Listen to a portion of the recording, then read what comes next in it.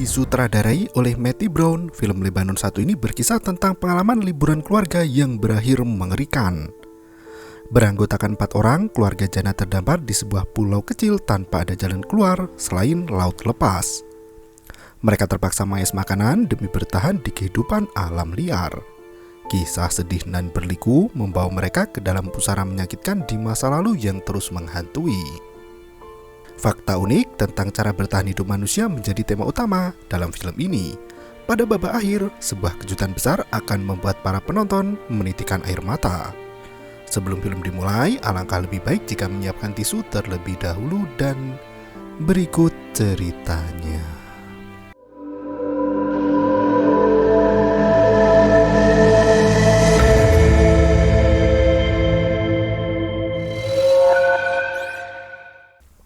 Terpal biru menyelimuti desiran angin laut yang meniup ke segala angan gadis kecil 8 tahun bernama Jannah. Gadis itu berdiri di bawah terpal biru dengan bola mata indah yang masih menyimpan secerca harapan. Meski mulut tak bergerak, namun isi kepala gadis itu terdengar berbisik. Dengan penuh kebanggaan diri, ia berpikir jika ombak telah membawanya pergi jauh ke sebuah pantai yang sangat asing. Hanya satu tarikan ombak, ia sudah berada di pulau itu. Jannah selalu berkata pada dirinya sendiri untuk sedikit lebih rileks dengan mengatur nafas, tarik, dan hembuskan.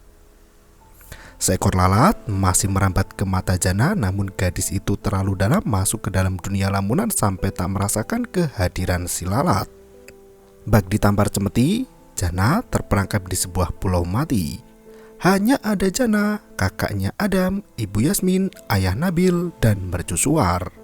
Benak gadis kecil itu tak henti berbisik dengan mulut yang tak bersuara. Ia memperkenalkan negerinya sendiri yang menjadi surga bagi anak-anak. Ia menamai pulau itu dengan sebutan Kastil Pasir, negeri dambaan yang tersembunyi dari segala jenis manusia hingga tak ada yang tahu keberadaannya di sana. Terpal biru yang melambai seolah mengajak Jannah untuk segera kembali. Gadis kecil itu berlari kencang bagi ombak lautan yang mengikis daratan. Sembari mengarungi jalanan terjal itu, Jannah berbisik dalam hati bahwa ia ingin semua kehidupan berjalan seperti yang ada dalam pikirannya. Melihat semut kecil merambat di tangan, Jannah langsung bertanya bagaimana semut itu bisa naik ke kapalnya. Ia menuntun semut itu ke kayu kering agar bisa menjalani kehidupan di alam liar seperti dirinya.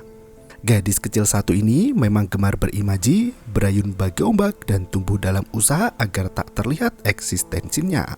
Sambil asik bermain peran, Jannah berkata jika kastil pasirnya telah terkepung. Ia berusaha sendirian untuk melawan mereka semua yang bergerak melawan ombak. Ia berkata saat terlelap dalam malam, mimpi buruk terus menghantui dan mencoba menarik Jannah untuk masuk ke dalam laut.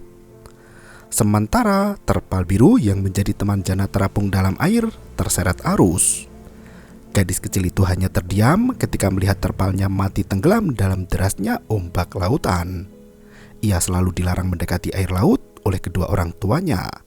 Hal itu membuat Jannah membayangkan monster laut yang sangat mengerikan yang akan menghipnotis agar terjun ke dasar air sampai meninggal.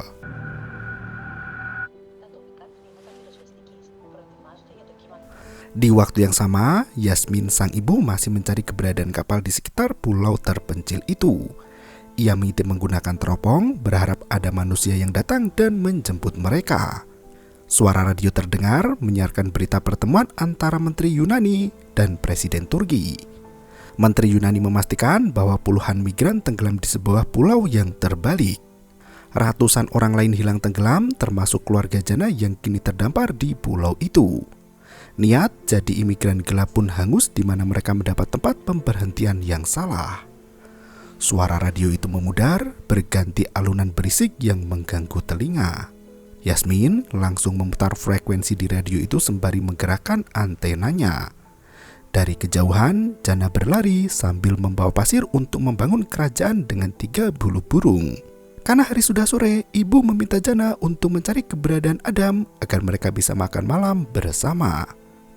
Jannah pun lari menyusul sang kakak yang sibuk mendengarkan lagu di atap mercusuar. Dan film pun dimulai. Jana menunjukkan hasil temuannya pada sang ayah berupa kerang, cangkang keong, dan tulang hewan yang mengering. Yasmin masuk ke dapur sembari meminta bantuan suaminya untuk membantu menyiapkan makan malam. Meski terdampar di pulau terpencil, selama ini mereka bertahan hidup dari barang pribadi dalam koper dan berlindung di dalam bangunan mercusuar tua. Saat Jana sibuk bermain kerang dan tulang, Yasmin mendesak suaminya untuk segera mencari bantuan. Nabil menjelaskan jika ia sudah berusaha menghubungi agensi kapal namun mereka tidak menjawab panggilannya. Nabil meminta Yasmin untuk tetap tenang agar anak-anak tidak ikut panik dengan kondisi mereka saat ini.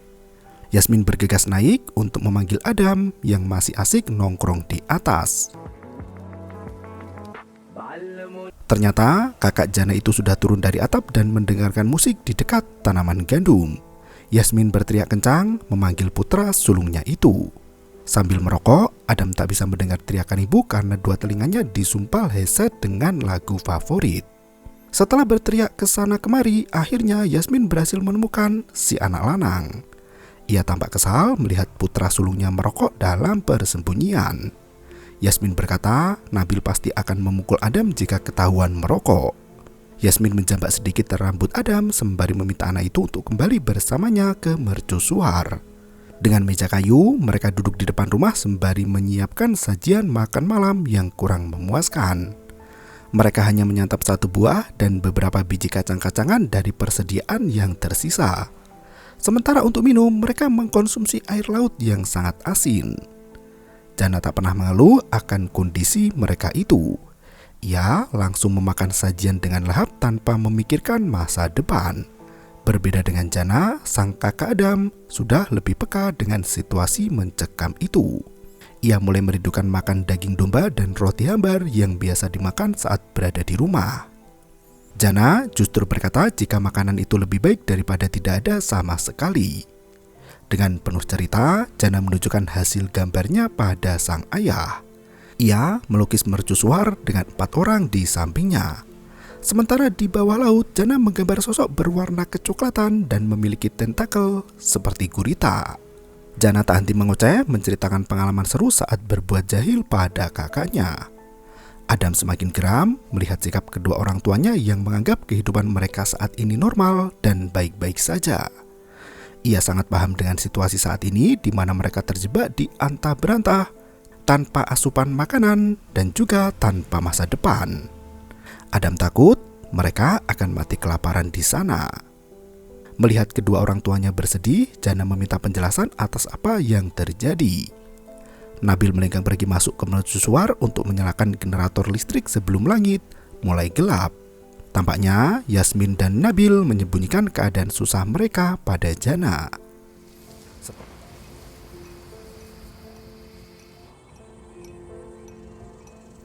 Setelah makan, Adam membantu mencuci piring di dapur. Yasmin menasihati Adam untuk tidak menakut-nakuti Jana. Ia berjanji semua kekacauan itu akan segera berakhir dan besok mereka bisa kembali ke kehidupan normal seperti dulu. Sambil menunggu matahari tenggelam, Yasmin meminta Nabil untuk menyalakan lampu mercusuar agar mereka terlihat dan ditolong kapal.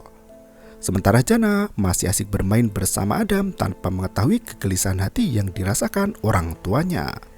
إذا المولد عم يشتغل روح شعل الطاولة يشوفونا. بدك إياها؟ لا يلا لا لا mana? هناك. Selesai merokok, Nabil mengajak Jana untuk menyalakan generator listrik.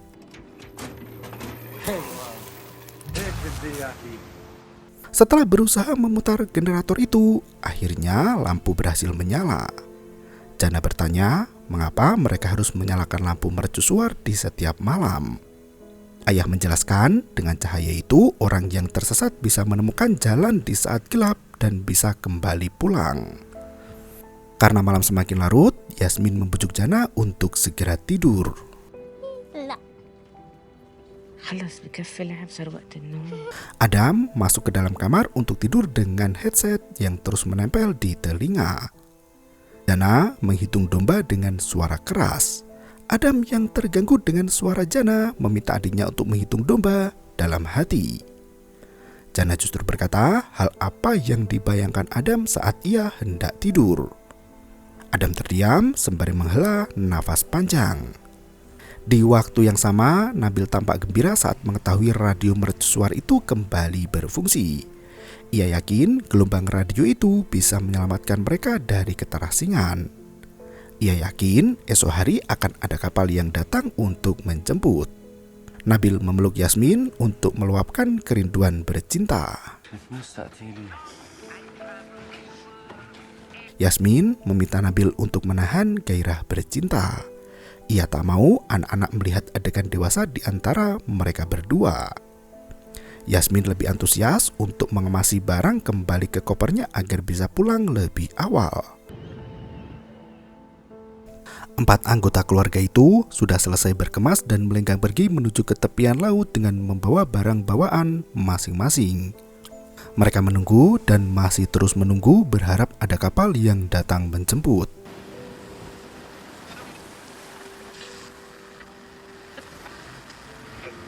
Hanya ada kesunyian dan keterasingan yang mereka rasakan.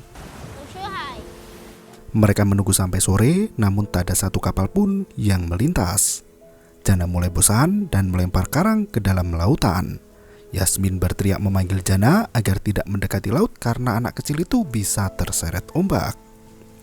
Yasmin yang kepanasan membasahi tubuhnya dengan air laut.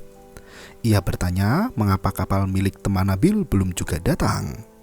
Nabil menggelengkan kepala saat menyadari bahwa mereka telah ditipu. Ia menyesal sudah membayar uang penuh di awal keberangkatan hingga akhirnya kini mereka terlantar tanpa tujuan. Alih-alih meratapi keadaan, Nabil ikut bermain lempar batu bersama dengan Jana.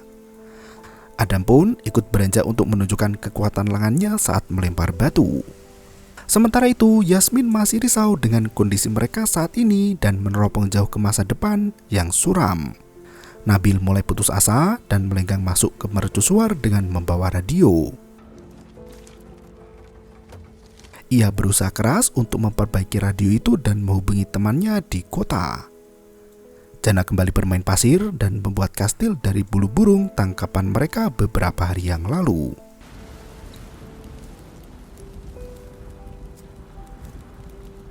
Saat menggali semakin dalam, Jana menemukan sesuatu berwarna kuning di dasar pasir. Di waktu yang sama, Nabil berhasil menyusul ulang radio amatir itu dan meminta bantuan melalui frekuensi yang dituju. Yasmin duduk di belakangnya sembari menunggu kabar baik. Nasnya sampai matahari merendah, mereka belum juga mendapat kejelasan. Jana menggali pasir semakin lebar dan tampak merek pelampung bernama Rabbit dengan logo mercusuar di atasnya. Ia menempelkan telinga ke alas karet kuning itu tanpa menyadari apa yang sebenarnya terjadi. Sementara di ruang bawah tanah mercusuar, Nabil masih berusaha menghubungi kawan-kawannya dengan sisa listrik yang ada. Jana menusuk karet kuning itu dengan kayu kering, sementara kepulan asap tebal mengepung di ruang bawah tanah. Seketika itu,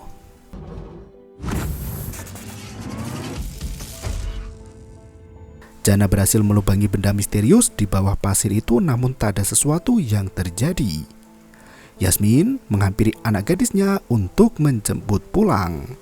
Jana bergegas menutupi benda asing itu dengan pasir agar tidak ketahuan. Saat kembali ke mercusuar, tempat itu sudah diselimuti asap tebal dari sisa benda listrik yang terbakar. Ternyata sang ayah mengalami kecelakaan kerja di mana kabel yang disambungkan mengalami konsleting listrik. Dalam kondisi panik, Nabil dan Yasmin berusaha memadamkan api serta mengeluarkan asap dari dalam mercusuar. Nabil bergumam dengan janjinya untuk segera memperbaiki semua itu. Yasmin tertunduk tak bisa membendung air mata lagi. Sementara itu, lubang yang dibuat oleh Jana mulai menyerap pasir yang ada di atasnya. Jana terngiang dengan pesan ibunya untuk tidak bersuara dan jangan memercik air. Ia seolah hidup dalam persembunyian agar tidak ketahuan oleh sesuatu yang disebut sebagai mereka. Jana berbisik dan berkata bahwa ombak kecil sudah hilang. Adam langsung menjeburkan diri ke laut untuk sekedar mencari bahan makanan. Di waktu yang sama, Yasmin masih berjuang untuk mencari pertolongan. Ia berbicara melalui radio amatir rakitan suaminya, berharap ada orang yang mendengar keberadaan mereka. Sementara anak-anak bersembunyi, kedua orang tua mereka menunjukkan eksistensi diri ke muka dunia. Yasmin menegaskan jika ia membutuhkan bantuan segera karena ada anak kecil bersamanya. Melihat Yasmin menangis, Nabil meminta wanita tercintanya itu untuk tetap tegar dan berpegang teguh pada janji-janjinya. Yasmin melenggang pergi untuk mencari Jana dan meninggalkan segala kerisauan hati ke pundak suaminya. Jiwa Nabil bergetar setelah sekuat tenaga menahan air mata di depan istrinya. Kini ia menatap cermin dengan tangisan. Foto keluarga lengkap membuat ia menangis terseduh-seduh. Ternyata Nabil dan Yasmin memiliki 3 anak, di mana anak bungsunya yang bernama Zara telah tiada. Nabil membaca doa dari surat Al-Baqarah ayat 286. Allah tidak akan membebani seseorang melainkan sesuai dengan kesanggupannya. Mereka mendapat pahala dari kebaikan yang dikerjakan dan mendapat siksa dari kejahatan yang diperbuat. Dalam ayat tersebut terselip doa agar Allah tidak menghukum atas kesalahan dan kelupaan. Jangan pula bebankan ujian yang berat di mana pernah Allah timpakan pada orang terdahulu. Setelah berdoa, Nabil bergegas turun ke ruang bawah tanah untuk ikhtiar lagi memperbaiki radio amatir. Di waktu yang sama, Adam menemukan kura-kura besar dari dalam lautan. Jana berteriak kencang memanggil ibunya untuk menunjukkan hasil tangkapan sang kakak. Dengan riang gembira, Jana merengek agar diizinkan memelihara kura-kura itu. Yasmin marah mengetahui Adam terjun ke laut. Ia menegaskan ombak lautan sedang tinggi dan mereka bisa terseret jauh tanpa pernah bisa kembali. Adam masih mengelak dan berkata jika air laut memang selalu pasang sesuai jadwalnya. Yasmin memaksa Adam untuk mengembalikan kura-kura itu ke habitat aslinya. Adam justru lari mengarah ke laut sembari melambaikan tangan seolah ia melihat ada kapal yang datang. Hal itu membuat Yasmin dan Nabil terkejut bukan kepalang. Ternyata Adam hanya bergurau hingga membuat ibunya geram. Nabil memperingatkan Adam untuk tidak berbuat onar atau situasi akan semakin gawat seperti sebelumnya. Ia melenggang pergi sembari memerintahkan Adam untuk mengembalikan kura-kura itu ke tempat semula. Sore harinya Adam membantu ayahnya untuk memperbaiki lampu mercusuar. Adam mengaku muak menantikan bantuan. Ia ingin segera pergi dari kondisi yang terpuruk itu. Nabil meminta Adam untuk terus membantu mereka agar bisa segera pergi dari pulau itu. Meski sudah mencoba memutar generator berulang kali, naasnya lampu masih tak mau menyala. Nabil memeriksa kompas yang masih tak mau menunjukkan arah. Sementara Yasmin meneropong jauh ke laut lepas. Melihat Adam asik mendengarkan musik, Yasmin mendekati putranya itu. Adam memainkan semut yang terjebak di tangan dan akhirnya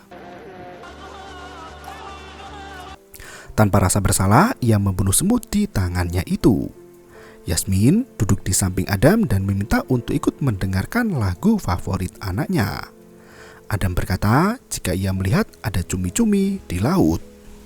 Karena hari sudah mulai petang, Adam meminta izin pada ibunya untuk menangkap cumi-cumi itu agar bisa dimakan sebelum tidur.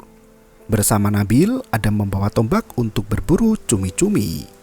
Anak itu berhasil menangkap satu cumi kecil dan diberikan pada ibunya. Nabil tampak khawatir melihat putranya melakukan hal berbahaya itu sendirian. Ia mengambil tombak dari tangan Adam untuk mulai berburu. Di waktu yang sama, Yasmin menanggalkan sepatu untuk merasakan dinginnya air laut. Di tempat lain, Jana sibuk menggambar kepiting dan berbagai hewan laut yang ia temui di sana. Sekelebat bayangan manusia yang melintas membuat anak itu ketakutan. Terdengar suara gesekan yang membawa Jana pada situasi tak menentu.